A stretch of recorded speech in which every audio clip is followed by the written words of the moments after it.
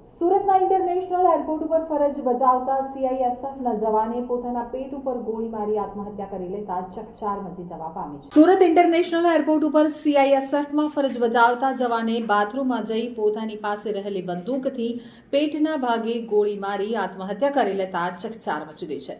એરપોર્ટના બાથરૂમમાં બનેલી આ ઘટનાના પગલે ફરજ બજાવી રહેલા અન્ય સ્ટાફમાં દોડધામ મચી ગઈ હતી તો તાત્કાલિક આ જવાનને લોહીલુહાણ હાલતમાં સારવાર માટે ખાનગી હોસ્પિટલમાં ખસેડાયો હતો, જ્યાં વધુ સારવાર મળે તે પહેલા જ તેનું મૃત્યુ નિપજ્યું હતું।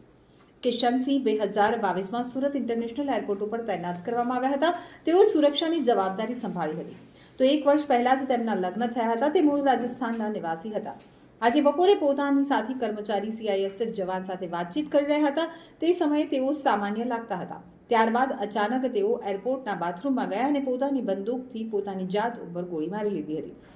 ગોળીના અવાજે બાકીના સીઆઈએસએફ જવાનો બાથરૂમ તરફ દોડી ગયા હતા, પરંતુ બાથરૂમનો દરવાજો ખુલી રહ્યો ન હતો અને તૂટી રહ્યો પણ ન હતો, જેના કારણે સીઆઈએસએફના અન્ય જવાનો બાથરૂમના છત ઉપરથી બાથરૂમમાં કૂદ્યા હતા। ત્યારે કિશનસિંહ જીવિત હતા, પરંતુ હોસ્પિટલ લઈ જતા સમયે તેઓનું મૃત્યુ થયું હતું।